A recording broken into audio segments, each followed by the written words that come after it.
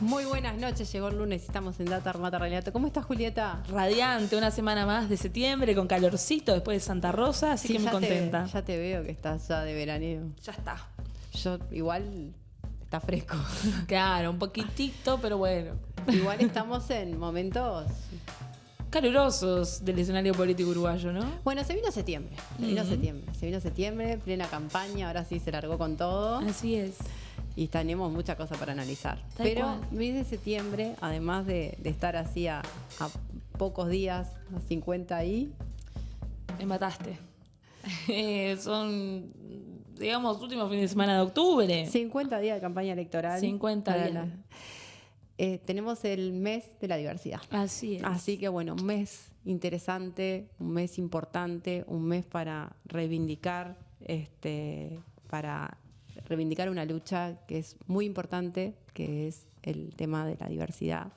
La diversidad sexual y todos los tipos de diversidad, porque esto viene creciendo, se viene ampliando y bueno, nos parece que no vamos a dejar de lado en este mes el tema de la diversidad. Que a nivel económico tuvimos un programa en el cual analizamos la economía LGTB, y que es un sector importante de la economía, que Sin tiene duda. mucho peso, que tiene muy buen nivel de consumo y que a la vez implica defender una cantidad de derechos y de una población que ha estado históricamente excluida y con niveles de privación y de vulnerabilidad enorme. Entonces, por suerte, tenemos este tipo de meses de la Marcha de la Diversidad, que es una de las marchas más importantes que hay, pero que tiene que ver con reivindicar derechos, tiene que ver con la lucha con los derechos y tiene que ver con la lucha por todo lo que son las garantías en muchos otros tipos de cosas, porque lo bueno de esto es que trasciende. Tal cual.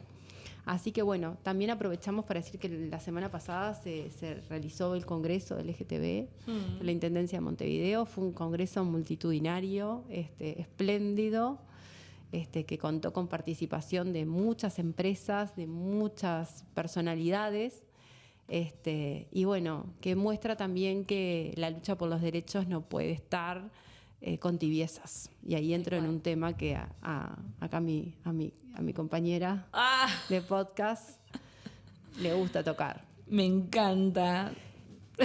Y hoy vamos a tratar un poco el tema de la coyuntura económica. Y para tratar el tema de la coyuntura económica vamos a titular este programa No hay coyuntura sin tibiezas. Me encanta, me encanta. ¿Por qué las tibiezas?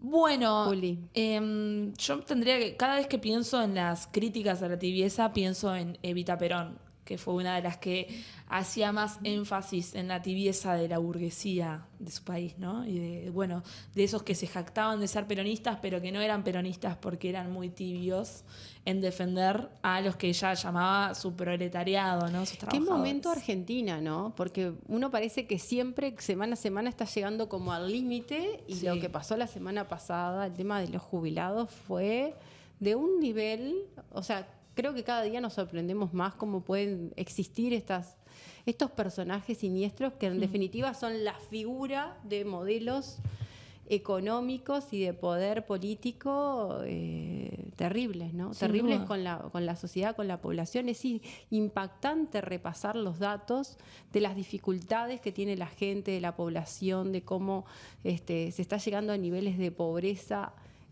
tremendos y con niveles de violencia, porque solamente regímenes tremendamente violentos pueden sostener estos recortes y estos niveles de dificultades en la población. Tal cual, y además, mira, trayendo el tema de los jubilados en Argentina, ¿no? ¿Cómo podemos analizar también el proceso comparado con el término de la tibieza, ¿no? Cuando arrancó, por ejemplo, el proceso de desprivatización de las jubilaciones y pensiones en Argentina, que fue todo un escándalo, pero que fue una manera de hacer una política estructural muy zarpada, ¿no? Que después llevó a juicios internacionales que muy pocos mencionan, que la rectificación de esos juicios le dan la razón al Estado argentino en los procesos de desprivatización. O sea, se metieron realmente con eso. Y terminó un proceso con Amado Boudou, que fue uno de los que llevó adelante eso, preso, ¿no? Las consecuencias de meterse con los capitales financieros a nivel del mundo. Y después cuando llega Macri, que también fue todo un desastre, los jubilados, todos los recortes, no podían comprar medicaciones, y también hubo una represión feroz. De hecho, les recomiendo, está en YouTube, el documental Tierra Arrasada de... Impresionante. Creo que es Tenenbaum su apellido, que bueno, que replica todo lo que ha sido la Argentina de Macri y mostraban todo lo que fue la represión salvaje. Uy, perdón. Nuevamente con Milei, los jubilados terminan siendo también víctimas, ¿no? Y creo que también responde a que los jubilados para los sistemas y los estados terminan siendo algo que lo que se hace con ellos es un tema muy político e ideológico, ¿no? Porque en realidad el sistema capitalista, ¿qué precisa? Personas que trabajen, que muevan la economía de un país. Uh-huh. Y con esa población que ya está en términos de pasividad, o sea, que ya no pueden ejercer su mano de obra, es como que también hay ciertas maneras de ver qué se hace con esa población, ¿no?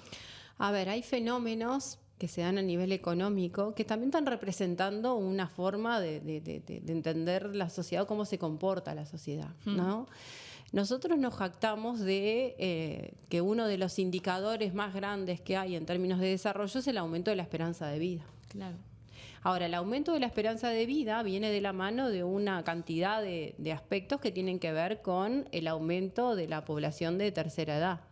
El aumento de la población de tercera edad tiene connotaciones en el plano económico, en el plano social y en el plano de la convivencia más de las personas. Por eso empezaron a crecer algunos tipos de enfermedades, por eso las pérdidas cognitivas son importantes, porque bueno, se llega más a la vejez, pero también empiezan a aflorar otro tipo de cosas. En los cambios en la transición demográfica actual, que implica cambios en la conformación familiar, en hogares con menos cantidad de hijos, en todas las personas en el mercado de trabajo, también hay un desafío en términos de los cuidados, que son tremendamente grandes, y por eso surgen nuevos modelos y hay un crecimiento de lo que es esto de la economía plateada, la economía dorada, que son todos lo que son los sectores asociados a los cuidados, a la salud, a la tercera edad, que terminan siendo sectores relevantes en la economía y de peso, ¿no? Claro.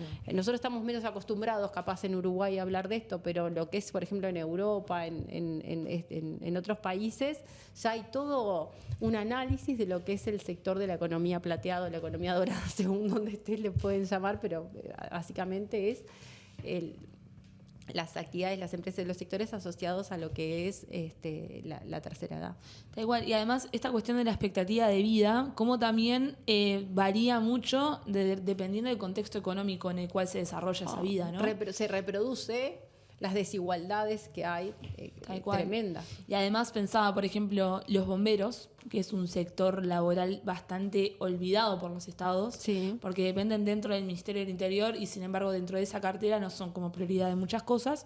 Y pero siempre fue así.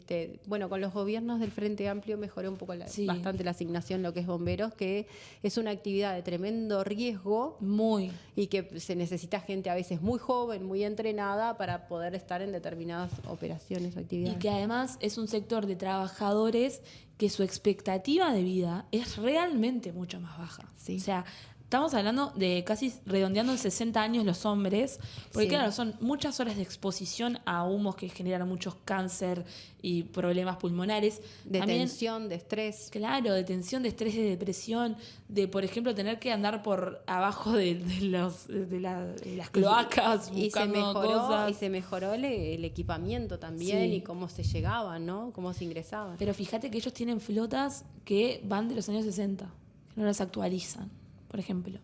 Y muchas veces se quejan de que no tienen los trajes que tienen que tener, ¿no? O sea, como para poner un ejemplo de cómo la expectativa de vida puede realmente variar y que una vez que uno piensa, bueno, hasta los 60 o a los 65, ¿no? Al correr, en realidad tenés que ver muchas variantes, porque a los 80 capaz que llega alguien que no tuvo que curtirse, que no tuvo, o sea, que tiene una condición de vida bien. Es una actividad típica, ¿no?, de riesgo, es muy cierto todo eso que mencionás, la expectativa de vida es mucho más chica, mucho menor, es una actividad de alta tensión, de alto entrenamiento, de alta exposición. Y es un grupo dentro de lo que es del Ministerio del Interior, que siempre requirió de mucho más recursos de los que tenía y que durante los gobiernos del Frente Amplio tuvo una mejora importante. Claro. El equipamiento básico para tener un incendio, ¿no? O sea, y que es pensado de que hay determinadas actividades que puede hacerlo gente mucho más joven o con determinados rendimientos físicos Claro. o con... Y con la tecnificación que también requiere, ¿no? Y ese tipo de actividades. Pero retomando un poco por el comienzo. Si me permitís, vos sabés que yo lo viví de cerca, porque ¿Sí? mi abuelo era bombero. Ah, mirá. Sí. Qué salado. Y se murió con 70 años, pero yo siempre tengo el recuerdo de niña de los cuentos, de ir a, y de lo que fue el incendio de la compañía de gas en su momento, Wow. que fue un hecho fantástico. Y bueno, yo ahí no había nacido, obviamente, no me den muchas, tanto más, ya tengo algunos, no me den más. Pero sí, me tocaste justo un tema sensible. Sensible. Retomando el comienzo, ¿no? De la coyuntura política y económica de nuestro país, ¿no? Estamos en un momento de una etapa económica donde estamos analizando un poco lo que ha sido, digamos, la gestión de estos 5 años, de alguna manera, y la antesala de lo que podría ser el porvenir. Que el otro día, la semana pasada, el lunes de la semana pasada, hace exactamente una semana, estuve en Pasan Cosas. Me invitaron, hicimos las paces. No, vos ahora las paces, yo todavía no. Pero nosotros somos un equipo. Yo ya dije... Yo hay cosas que aún no las he visto sobre la mesa y... Yo creo que se asustaron, ¿viste? Porque Sí. vos viniste con toda la... nunca andás con tibiezas. Y por eso. Capaz que Declaraste perdonamos la a guerra. Martina.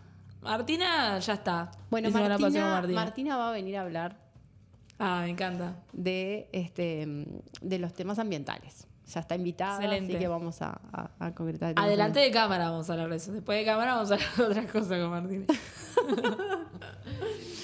No Hola, saben Alberto. No saben las cosas que se hablan detrás de cámaras. Ah, no. Si un día nos graban, Qué peligro. qué divertido. Qué divertido. Nos cambian el programa. Pero escúchame, el celular te decían un poroto. Qué divertido. No saben las discusiones que tenemos acá de economía y otros temas. Acá solucionamos el país, seguro. A ver, justamente me invitaron los compañeros, estuve con Gerardo y con Martina conversando sobre el tema de la rendición de cuentas, ¿no? La rendición de cuentas esta que lo habíamos comentado acá en el programa, nosotros lo habíamos desarrollado bastante, también estuve en Legítima, ¿te acordás? Segunda dosis. Sí. Sobre que yo una reflexión que les hacía es que poco se viene hablando de la rendición de cuentas, ¿no? Estamos como todos muy callados, o sea, estamos con muchas tibiezas en el análisis económico y tenemos que reforzar un poco lo problemático que viene siendo la realidad económica de este país. Y más allá de que vengamos a decir que la inflación está en el rango meta y que se lograron inflaciones históricamente bajas, no es un análisis aislado. De hecho, si nosotros vemos el IPC del mes de julio, solamente en el mes de julio el IPC aumentó solo un 0,1%, llegó a ser 5,45%, el rango meta tiene como techo 6%. El gobierno va a seguir actuando de forma tal que la inflación no salga de ese 6%. Y las proyecciones de inflación indican que podrá subir un poco en agosto, un 0,3%. Y a nivel interanual se esperará que la inflación se vaya acercando al 6%, pero que no pase en el 2025, claro. Al cierre del 2024 y del 2025 no pase el 6%. Eso va a ser una realidad. Pero nuestras economías hoy cada vez son más lugares de muchas incertidumbres. El problema es que esta inflación tan baja ha venido de la mano de algunos desajustes en otras variables macroeconómicas claves, como por ejemplo el tipo de cambio, que está afectando enormemente la competitividad, y que se requiere como esa claridad en poder articular los diferentes objetivos de política económica para poder dar claras señales a la economía y poder generar incentivos al crecimiento, que es uno de los problemas que tiene el país, ¿no? Si nosotros seguimos analizando, bueno, venimos en algunas complejidades en muchos de los sectores de actividad, pero en particular lo vemos claramente en lo que son la realidad social que tiene el país. Sin duda. Así que bueno, estamos la rendición de cuentas creo que es un buen punto para analizar, que requiere de mucho más, porque nos da la perspectiva de lo que han sido los 4 años de gobierno y cómo viene a cerrar este año, porque en realidad es como una evaluación. Claro. Y todavía seguimos con los discursos esos oficiales muy de propaganda política. Tal cual. Y además pensaba que también el otro día escuchaba, creo que fue Óscar Andrade, quien hacía mención de que en estos últimos 5 años hubo un 95% de la población uruguaya que sus ingresos y su nivel de consumo fue menor que a lo que en el 2019. Solo un 5% de la población uruguaya vio acrecentado su poder adquisitivo a un nivel tanto, es decir, hubo un 5% que le fue tan bien con este gobierno que las estadísticas de consumo y de nivel económico de la población se vieron como afectadas en el sentido de que, por ejemplo, él ponía un ejemplo muy gráfico, ponele, Sí. Tú y yo tenemos un pollo, ¿no? Una gallina. Y entonces lo lógico sería, bueno, la estadística diría medio pollo para cada una. Pero sin embargo me lo quedo yo el pollo. Bueno, pero la estadística va a seguir siendo medio pollo para cada una. Comimos la mitad, en realidad te lo comiste Me vos. lo comí yo no sola, nada. Sí. ¿no? Y después veía al economista, creo que fue Bruno Giometti. Ese es el problema de analizar los promedios, ¿no? Nos esconden mucha cosa los promedios. Mismo cuando analizamos en economía y en estadística, necesitamos a veces otro tipo de indicadores que nos muestran esto de que no es el nivel de los promedios. Los promedios a veces están tremendamente distorsionados por los datos extremos. Entonces, si yo tengo un núcleo muy, muy, muy chiquito que gana mucho, mucho, mucho, me va a mover todo el eje. Claro. O sea, podemos afirmar que hubo una clara concentración de la riqueza en estos 5 años y que hubo una muy ineficiente política de desigualdad y de distribución, ¿no? Y además, el economista Bruno Giometti mencionaba en su cuenta de X, siempre quise decir eso, su cuenta de X, que el 1% más rico del Uruguay concentra la misma riqueza que el 40% de la población más pobre del Uruguay. O sea, estamos hablando de que un 1 concentra el 40%. ¿Sabes cómo se llama eso? Neoliberalismo. Desigualdad. Desigualdad. Eso se llama. Eso se llama desigualdad. Gobernar para chetos. Eso lo dije yo. Bueno, perdón.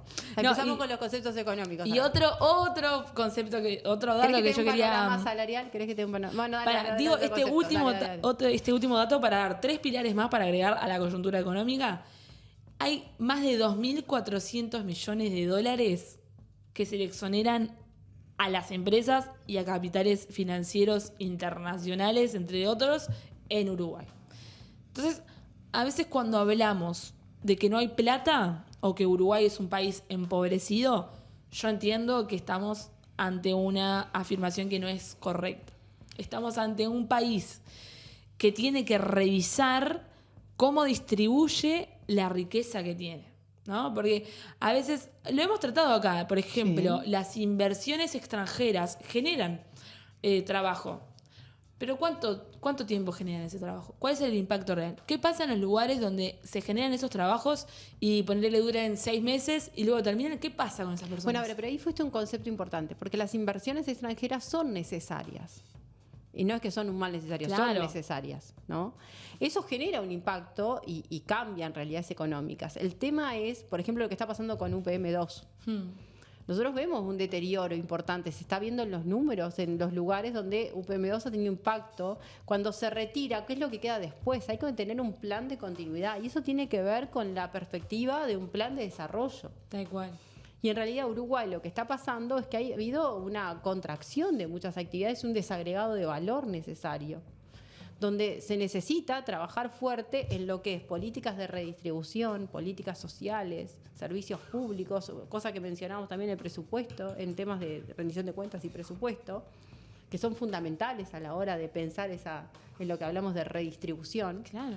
Pero a la vez pensar en ir cómo se va cambiando la matriz productiva de forma tal de poder mover los motores del crecimiento del país. Y los motores del crecimiento del país en el mundo actual no son los mismos que hace 5, 6 o 7 años, porque aparte Uruguay es un país pequeño que depende mucho de su inserción internacional, pero que tiene una inserción internacional tremendamente débil. Y que todavía con la política de este gobierno se ha acentuado. ¿Por qué? Porque se perdió mucho de lo que es la famosa inteligencia de negocios, Se habla permanentemente de la importancia de la apertura, pero no es una apertura flexible a caer en el mundo. A la marchanta, ¿no? Claro.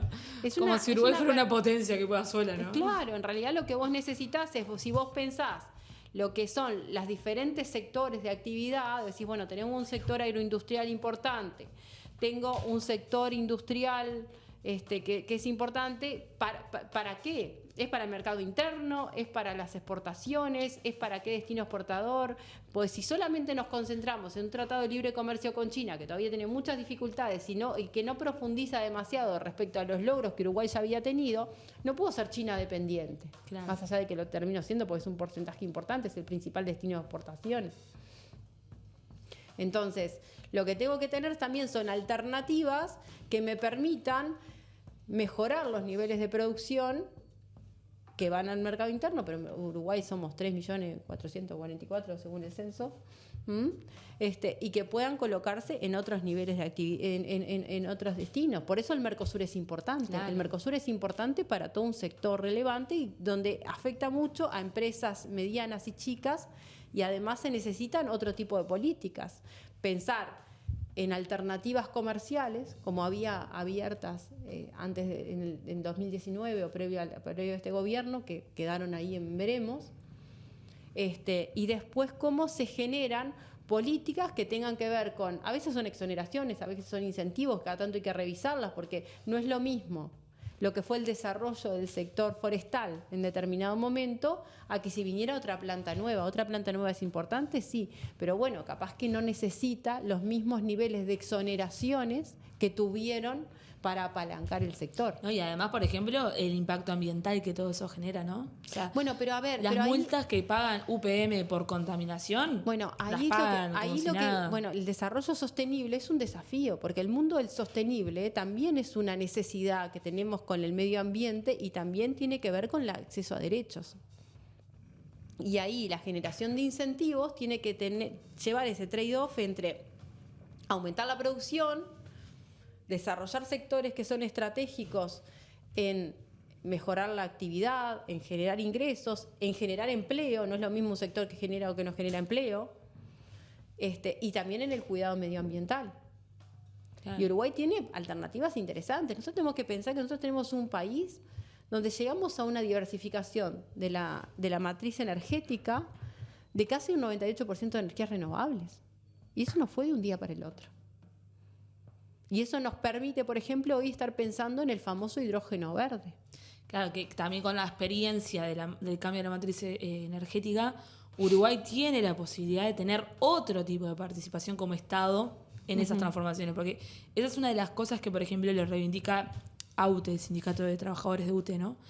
Que habla de que en realidad el Estado uruguayo en el cambio de la matriz energética podría haber jugado otro rol más protagónico, digamos. Y acá con el cambio energético, digamos, el hidrógeno verde, hay un desafío donde el Estado puede generarse otro lugar en esa transformación, por ejemplo. O qué pasa, por ejemplo, con la producción en el sector del agro. ¿Por qué no pensar, por ejemplo, que esto no soy yo la que lo dice, sino que no voy a decir quién es, pero hay gente que está pensando en esto de, por ejemplo, ¿por qué no pensar en una empresa pública que produzca soja? Por ejemplo, ¿no? Es como dar un salto estructural grande en términos de producción, de desarrollo, de un montón de cosas, que implica pensar cuáles van a ser los roles protagónicos de esos cambios de desarrollo. Uruguay ha tenido históricamente un sector público fuerte, hasta un poco golpeado, después va a terminar un poco golpeado después de estos 5 años. Y hay algunas actividades que justifican o necesitan de un Estado productor. ¿Yo puedo participar? O proveedor. ¿Una cosa puedo decir? Sí, por claro, supuesto. Estábamos esperando. Bueno, justamente Julieta decía hoy, ¿no?, sobre todo los incentivos que hay a las empresas, ¿no?, que se establecen en el país. A mí lo que también un poco me preocupa es el dinero de nuestras empresas públicas que van al privado, ¿no? Porque este ejercicio, el gobierno que ha tenido ha sido justamente un benefactor a las empresas privadas, trasladándole dinero de los entes públicos a ellos, ¿no? Mira, lo más gráfico, vos, yo, todos acá pagamos luz. La Coca-Cola no paga luz. Claro, bueno, por eso te digo. Entonces, ese dinero, que también podría haber sido, ¿no?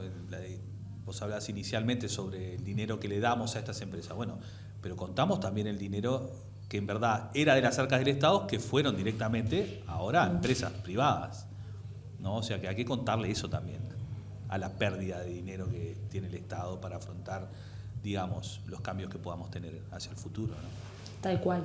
Perdón. Nosotros la otra vez hablábamos justamente de eso, que teníamos este tema, por ejemplo, de la fiscalidad y de la necesidad de recorte de gasto y de mejorar el resultado fiscal, pero ese resultado fiscal era a costillas de servicios fundamentales como era la educación, por ejemplo. Exacto. Eso es un poco trampa de solitario, ¿no? Pero la prueba está que tenemos un tema de inflación, tenemos una inflación controlada y ahora es el buque insignia del gobierno. Pero por otro lado tenemos un empobrecimiento enorme de la gente y hay estudios que muestran claramente las dificultades para llegar a fin de mes. Claro. Anda a hablar de inflación a un asentamiento. No, es como... Bueno, ahí tenés un tema, también hay un tema de empleo, hay creación de puestos de trabajo, sí, pero hay creación de puestos de trabajo informales. Tenemos una cantidad enorme de gente, los famosos 25.000 pesistas. Sí. Con ingresos muy bajos. Se logran registrar, ¿no? ¿Cuántos otros que no? La creación de trabajo ha sido básicamente de tipo informal y tenemos un nuevo mundo del trabajo con una matriz de protección social que no se viene ayornando a las nuevas realidades del trabajo. En este programa ya hemos hablado del tema de las famosas plataformas y el emprendedor. Sí. Recomiendo, voy a pasar el chivo de mi programa con Ignacio de Boni sobre emprendedurismo, brillante. Tiene un muy buen desarrollo sobre lo que implica el emprendedurismo en estos tiempos. Y hay un concepto un poco distorsionado a veces de emprendedurismo que nos quieren vender, que en realidad termina siendo trabajadores dependientes. Exacto. Con menos derechos, con muchas más fragilidades y precariedades. ¿Sabes qué dice él? Que el emprendedurismo, además de ser la capilaridad del neoliberalismo, él habla de que hay una crisis del trabajo, una crisis del valor, que podríamos decir que estamos ante una crisis de capitalismo, que la respuesta es la precariedad sobre el sujeto individual transformado en audacia. Entonces, vos pones tu emprendimiento y sos un audaz, sos un tipo valiente. Te manejas tus tiempos. La precarización traducida en lo audaz y lo rebelde, ¿no? Si será importante como ver todo lo que hay atrás. Pero, a ver, y hay un concepto ahí que no es menor, que es el tema de la fragmentación social que generan. Y eso es un ejemplo. Nosotros vivimos en una sociedad que no solamente tiene niveles de informalidad y de pobreza, sino que tiene unos niveles de fragmentación enormes. ¿Qué significa eso? En las economías y en las sociedades existen normas y reglas. Unas normas y reglas que son formales y otras normas y reglas que son informales, que son los famosos contratos que uno asume y va realizando, que están determinados por la cultura, por los tipos. Cuando nosotros tenemos más gente que vive al margen, ¿no? Que vive con normas distintas, es mucho más difícil poder lograr esa cohesión famosa social. Tal cual. Lo vemos en el tema residencial. Era famoso que nosotros antes analizamos Avenida Italia para el norte, Avenida Italia para el sur. Sin duda.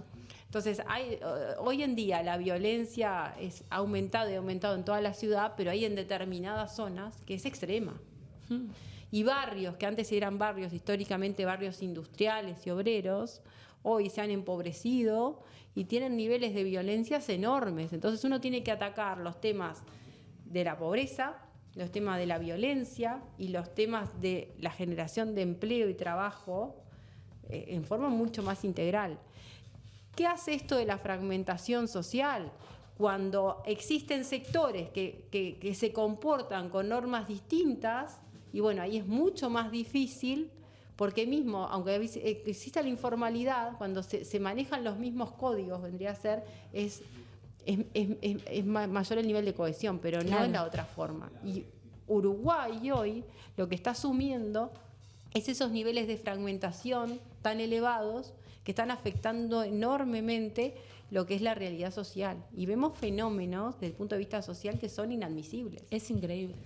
El nivel de fragmentación social, además, tiene que ver con un repliegue intencional de las políticas públicas. Porque, por ejemplo, en pandemia, cuando se quería hacer la repartición de alimentos a través del MIDES... Un repliegue intencional ideológicamente marcado, ¿no? Exacto. Cuando se quería entregar las canastas, eso para mí es como gráfico, porque ellos hicieron una aplicación, una app, como quien tiene un pedido ya, ponele, sí, para entregar guisos congelados, porque aparte de pésima calidad, a, por ejemplo, personas que claramente, ¿cómo vas a poner pasaje tal? O sea, ni siquiera hay una forma de poner la ubicación en GPS de algunos lugares, y querían que esa fuera la forma de distribuir alimentos a las poblaciones más vulneradas, ¿no? Y eso habla mucho de lo lejano que se está de algunas cosas, ¿no?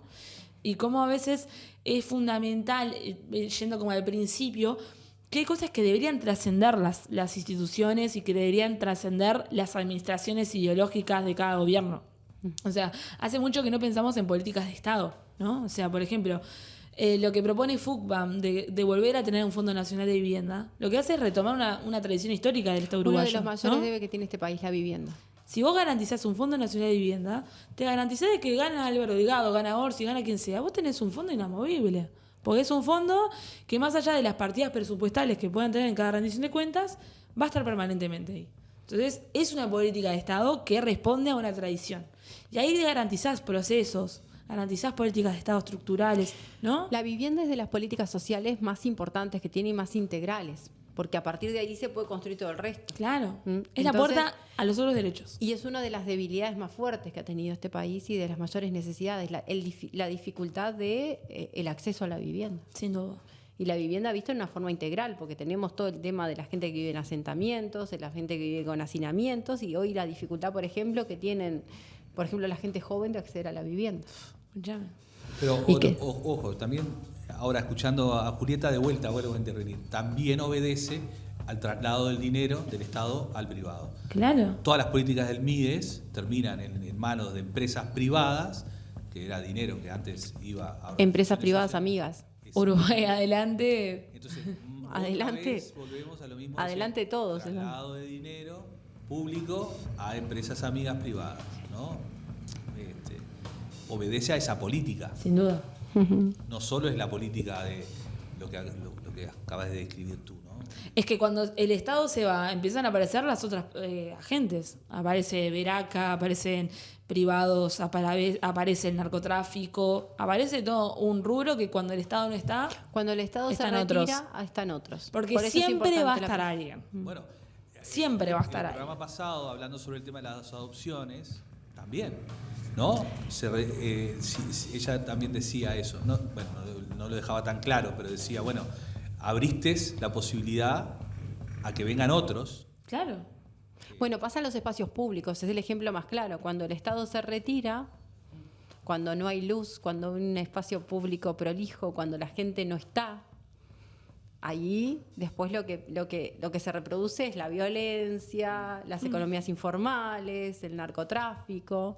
Por eso, por ejemplo, la importancia de contar con espacios públicos en todos los lugares del país, de la ciudad. Sin duda. Y repensar lo público como concepto.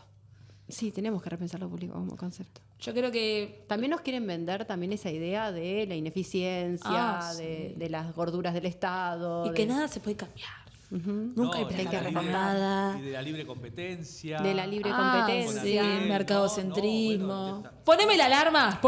Te pongo. A ver. Joda. No, pero me parece que... No porque, me pongas nerviosa. Yo me voy a poner madrecita. Escuchame una cosita. Esto no tiene tibieza. Porque, a ver, a la derecha no le vamos a pedir pensar algunas cosas. Le podemos pedir más o menos a la izquierda, o bueno, el progresismo, pues no vamos a herir sensibilidades. Pero una cosa con temas sensibles. Que una cosa que tenemos que pensar quienes nos percibimos de una manera de izquierda es cómo encauzar todas estas dificultades en un proyecto de Estado. Salir de la burbuja de... En un proyecto de Estado que fomente qué cosa, porque para mí hay un concepto de izquierda que tenemos que revalorizar cada vez más, que es el tema de la solidaridad. Sin duda. Esa debería ser la transversalidad de los valores éticos y sensibles. Y solamente la solidaridad puede ser que sea el fundamento de defender y garantizar más derechos. Sin duda. Necesitamos una economía, una sociedad, más... La formación profesional me mata. Pero para la solidaridad se precisan dar cambios estructurales. Hay que animarse. Yo creo que ese es el desafío. Porque nosotros podemos tener un plan de gobierno. Cualquiera puede leer un PDF con las propuestas de gobierno y todo eso. Pero ahora, si vos realmente no te pones a pensar en una reforma de carácter de Estado, si vos no podés mantener una política económica clara, una política educativa clara, una política de salud clara y una política de vivienda clara, van a pasar 5 años donde la mediatización y cualquier tweet de cualquier cosa te puede modificar una elección. Déjame hacer una observación. Nosotros hoy hablábamos del tema, el concepto de la fragmentación social. Y vos tocaste un tema fundamental. Si no logramos mejorar la educación, si no logramos hacer una política de salud clave, hay un montón de temas ahí que están... un mejorar no. Pensar un proyecto de Estado que encauce eso. O sea, yo diría... justamente una reforma de la educación. Pero que se adapte a una realidad social compleja. Por eso. Fragmentada. Porque uno puede hacer, como se hizo en este gobierno, podemos discutir si estamos de acuerdo o no con la reforma, que fue una reforma económica de recortar horas, de recortar horas docentes, de cambiar programas, de sacar, de matar a la educación pública también. Con connotaciones que fueron significativas, todo lo que fue el tema del IABA, de los gremios, de la participación. Bueno, en este programa también tocamos algún momento. Pero lo que tenemos que pensar es que en realidad, por más así estemos defendiendo una determinada reforma, tenemos una realidad social que está fragmentada, está enferma, tiene problemas, entonces necesitamos atender también la reforma educativa desde una nueva realidad social, porque por más mejores programas que traigamos y por más recetas que traigamos van a terminar fracasando. Hay que pensar educación ¿para qué? ¿Para quiénes? Como lo decía Varela. Y no educación solo por competencia. Por eso. Como si fuera funcional solo al mercado de trabajo, como que la educación se agotara ahí, con esa justificación sacás todas las artes en la educación pública. Claro. Inadmisible. Todo su carácter comunitario, de reflexión, de generar espíritu crítico en la sociedad. Uh-huh. La salud es un ejemplo claro también. Bueno, la ¿no? salud también.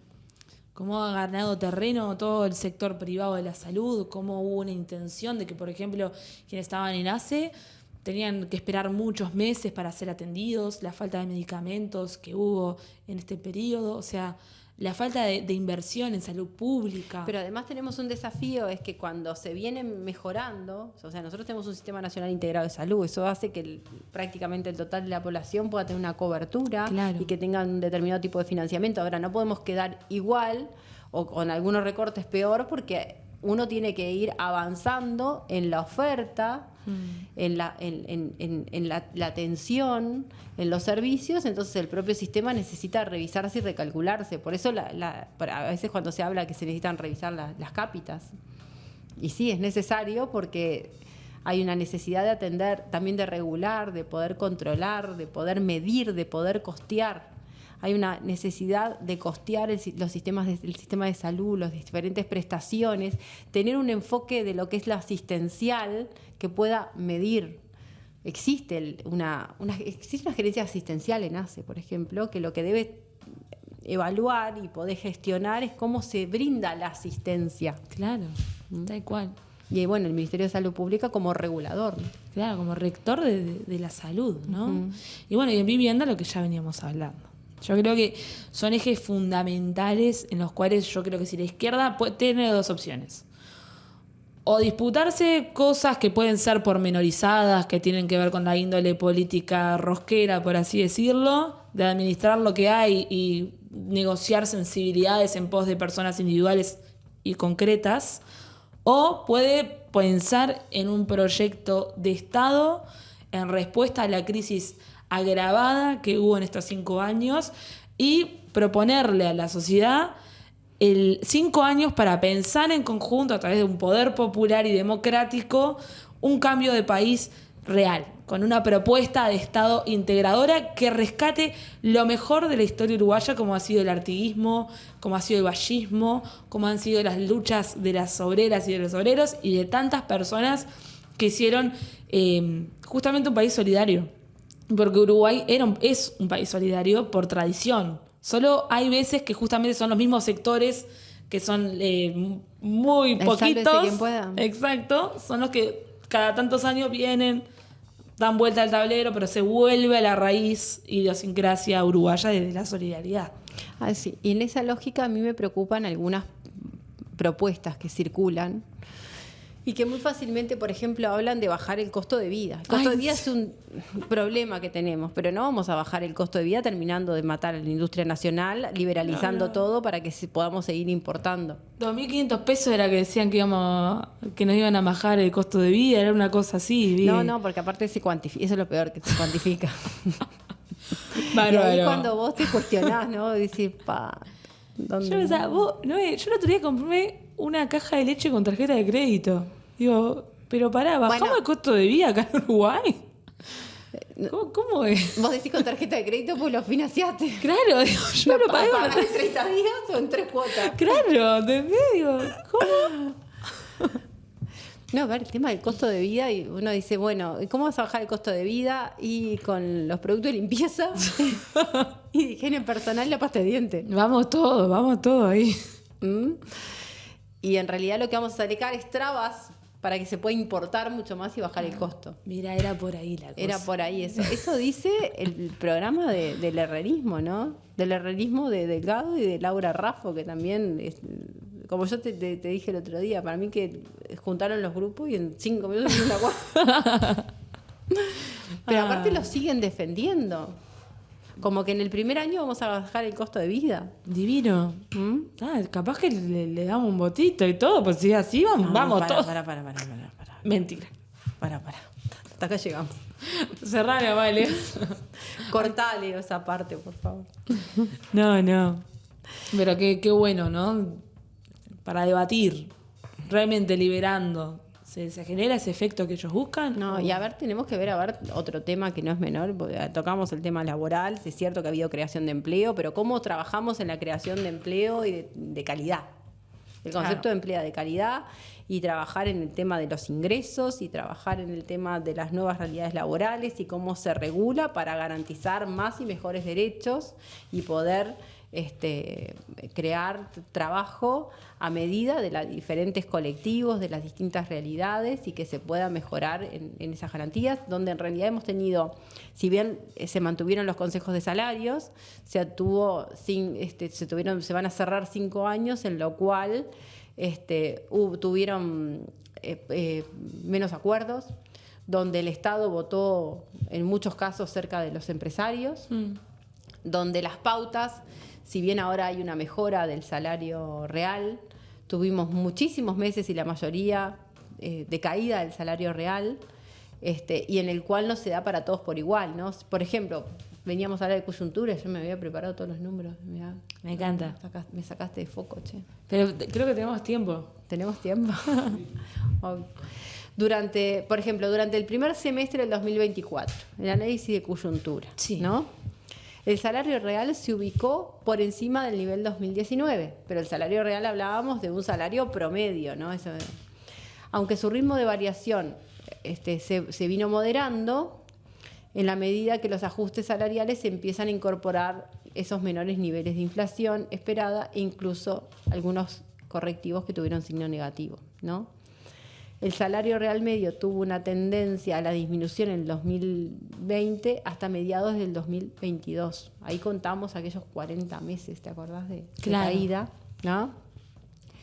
Y la pandemia también fue una muy buena justificación para hacer, como dice los informes de Instituto Cuesta Duarte, una baja generalizada de lo que fueron los salarios. Y recién ahora se está en la recuperación, pero que no se da en todos los grupos por igual. Hay una cantidad que todavía siguen por salarios por recuperar y en sectores que a veces que son muy fuertes en lo que es la mano de obra. Un sector que nosotros hablábamos era el turismo, donde hay dos agentes o dos grupos que están muy afectados. Uno que es el nivel de empleo, y otro que son las pequeñas y medianas empresas y empresas de corte nacional que son relevantes y que tienen impacto fuerte a nivel de lo que es el turismo, claro, y el desarrollo del turismo interno. Con el desajuste cambiario que tuvimos, Uruguay es muy poco competitivo, Uruguay es muy caro, y tenemos dos efectos ahí.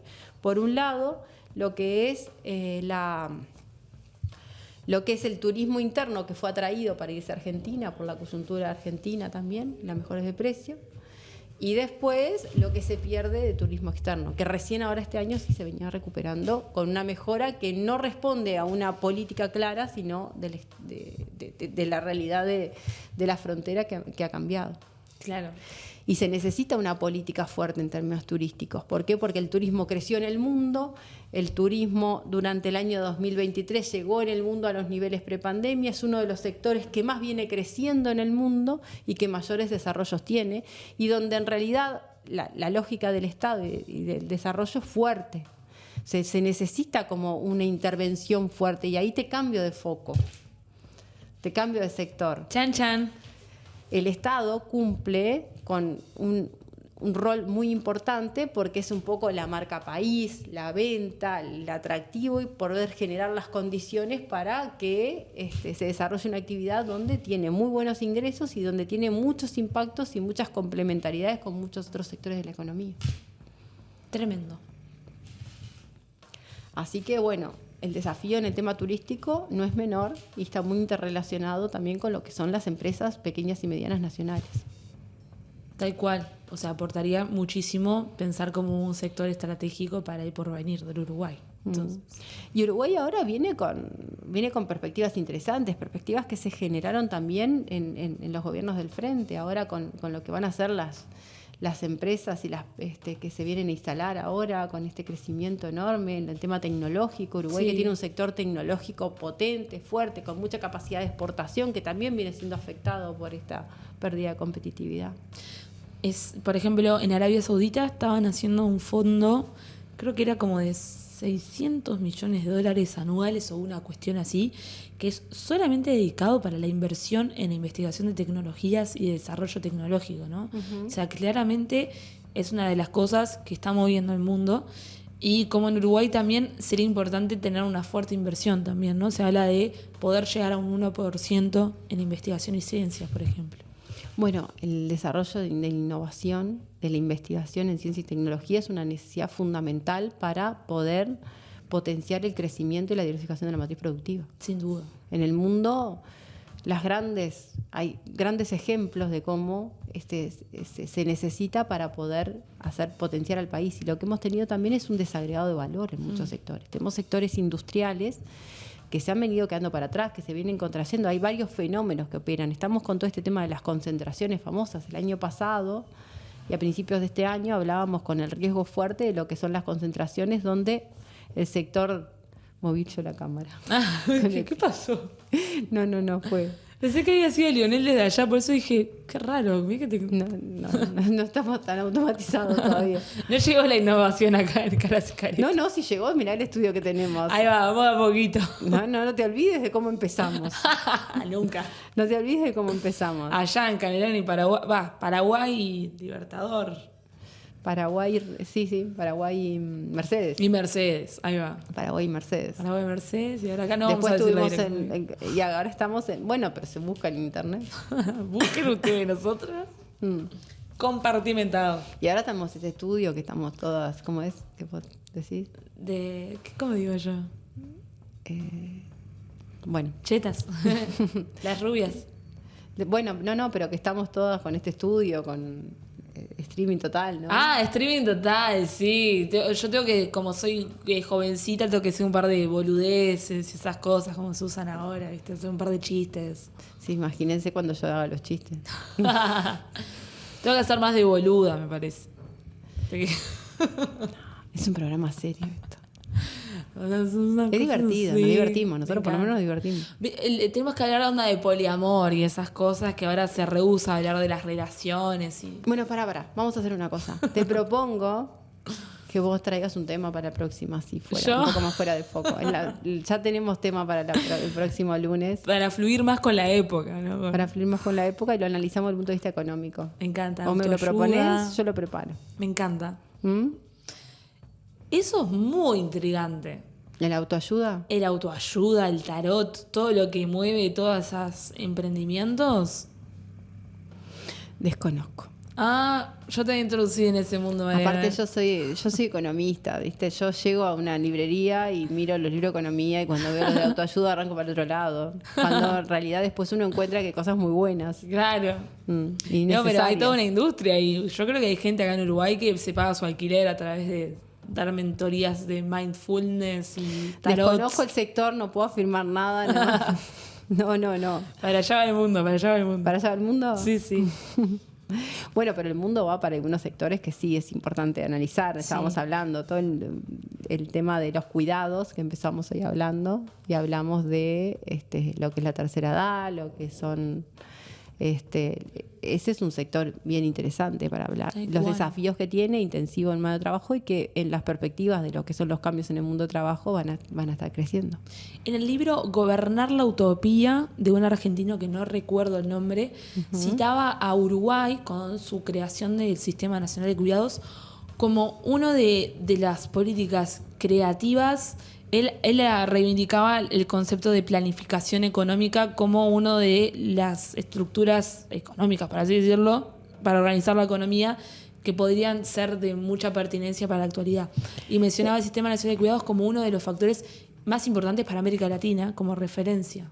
Martín Arboleda, ahí va. Es un libro del 2021. Exactamente, un librito chiquito, divino, se los recomiendo.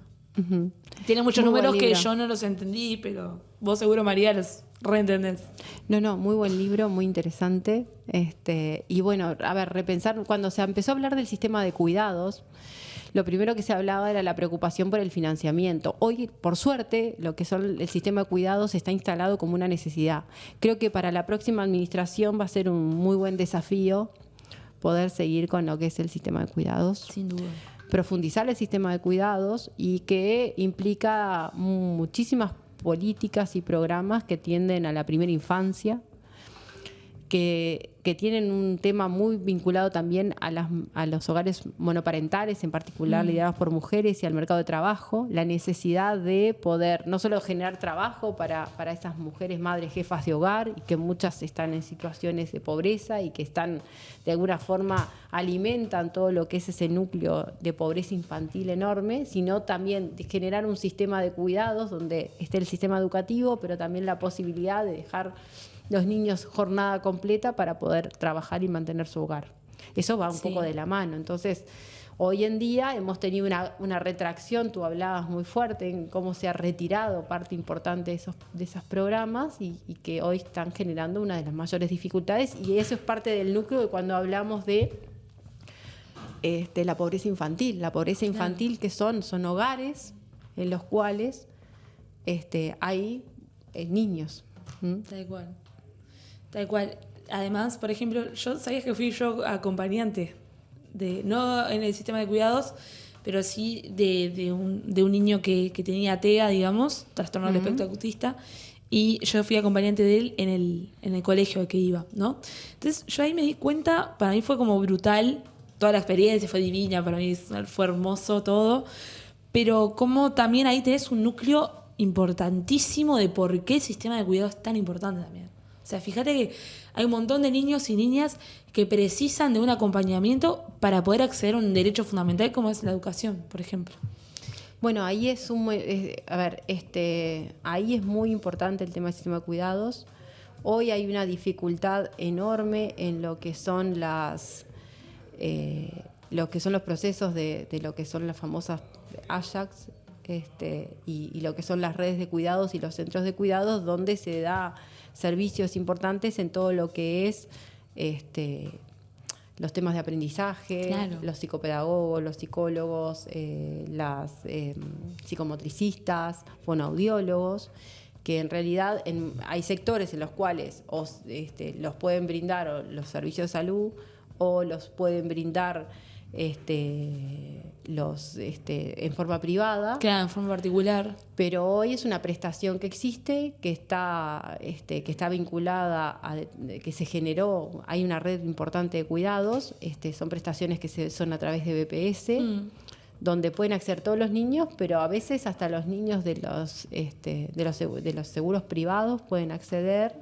Y bueno, hay un tema con la cobertura, hay un tema con los tratamientos, hay un tema con los controles de tratamiento, que es un desafío notable y que, bueno, en los últimos años, con los cambios que hubo en los procedimientos, se ha deteriorado también. Es un tema fundamental y que acompaña lo que son los procesos educativos. Tal cual. Y ahí tenés una dinamización de la economía muy relevante para pensarla en esos términos también. Ahí sí hay una dinamización de la economía importantísima, sí. Y de generar trabajo de calidad para muchos sectores. Che, estamos llegando al final. ¿Estamos llegando al final ya? Estamos en una horita. ¿Una horita de programa? Una horita de programa. Bueno, se nos pasó volando. Y yo hablé mucho menos de los números que traía. ¿Viste? Hubo mucho rant, muchas quejas, me parece. Pero es innovador. 2 mujeres hablando de coyuntura política, de cosas relevantes para el futuro del Uruguay. No en todos lados se ve. Bueno, te propongo hablar de cuidados la semana que viene. Me encanta. Vamos a ponerle número a esto. Obvio. Eso estaría bueno. Hablemos de cuidados. Quería agradecer muchos comentarios que tuve por el programa pasado. Para nosotros fue un desafío cambiarnos un poco de foco y poder hablar de la adopción. Nos emocionó muchísimo a las dos. Pero nos parece que justamente es parte de mostrar que en economía también somos sensibles. Algunos. Bueno. Alarma.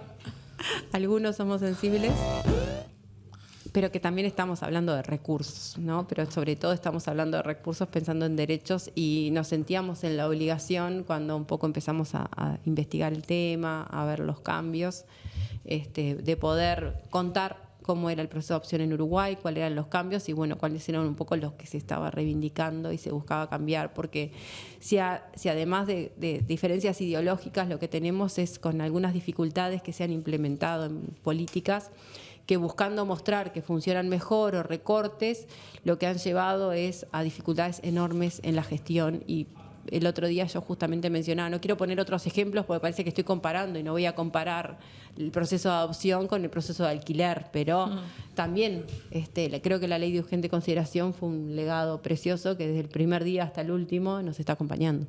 Salado. Y nos han dejado algunos dolores que va a haber que remontar. Matrices de pensamiento muy difíciles de revertir. ¿Sabes que estaba leyendo? No te escuchamos, ¿sabes, Leo? Está raro, ¿no? Se escucha bajo.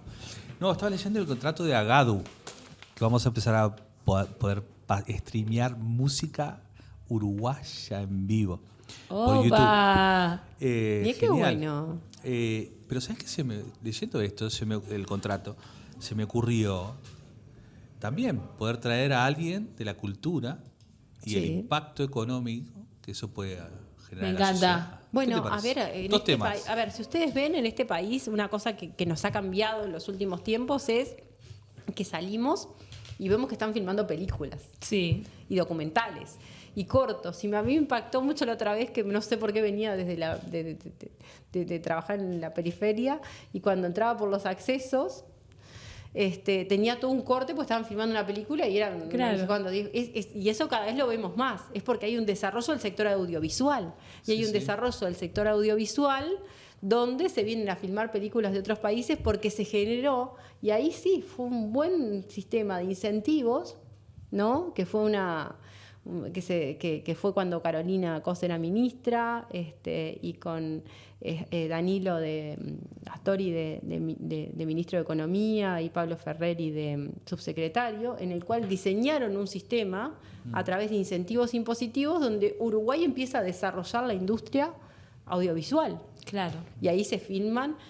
Y se genera toda una economía en el entorno muy fuerte, donde yo la otra vez escuchando declaraciones de Carmen Morán con la película Norma, explicaba por qué se habían grabado parte en Uruguay y cuántos otros ejemplos de películas se terminan grabando en Uruguay porque existe un sistema de incentivos que permite desarrollar un sector donde Uruguay tiene muchas capacidades, pero ahí también hay una formación en audiovisual, una formación en artes y una complementariedad en muchas actividades que genera un potencial enorme, distinto, que es generadora de recursos, pero que es generadora de las cosas más lindas que hay en la cultura. Yo el otro día fui al Pop Queer. De trabajo también, porque genera trabajo en eso que tú decís. En la ley estipula que se use trabajo de mano de obra nacional, ¿no? Todos los técnicos y bueno, a veces los actores lo traen de otro lado, una cuestión de casting, ¿no? Pero el tema de los técnicos... Sí, o por coproducciones también se generan. Sí. Yo cuando quieras, Mariana, me invitas a tu programa, que tengo un par de cositas para decir al respecto. Dale, la que sabe acá de eso sos vos. Cuando quieras tengo un par de datos que están buenos. Dale. Pero bueno, son buenos ejemplos de cómo se puede diversificar la economía. Nosotros también tenemos que filmar un corto para Dato Mata Relato. Sí, claro. Pero bueno. Hasta que los artistas puedan trabajar de lo que estudiaron, no hay que parar. Totalmente. Bueno, esto fue Dato Mata Relato. Intentamos hablar de coyuntura económica sin tibiezas. No hay lugar para los tibios acá. Voy a despedir. ¿Puedo despedirme con una frase de Gramsci? Totalmente. Bienvenida. Entre eso que no termina de nacer y eso que no termina de morir, se encuentran los claroscuros. Y en esos claroscuros es que aparecen los muertos. Ni una palabra más. Nos vemos el próximo lunes. Los monstruos. Qué mal me salió la vez. Sí, vos sabés que dudé, pero bueno. Es que los muertos, los monstruos. Chau, nos vemos el próximo lunes a las 20 horas.